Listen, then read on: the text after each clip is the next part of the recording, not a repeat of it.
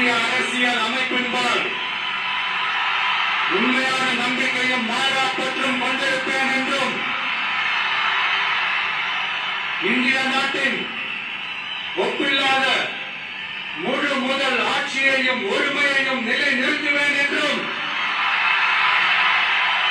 தமிழ்நாட்டு அரசின் முதலமைச்சராக உண்மையாகவும் முழச்சான்றின்படியும் என் கடமைகளை நிறைவேற்றுவேன் என்றும் அரசியல் அமைப்பிற்கும் சட்டத்திற்கும் இணங்க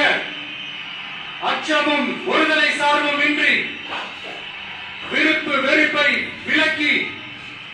பலதரப்பட்ட மக்கள் அனைவருக்கும்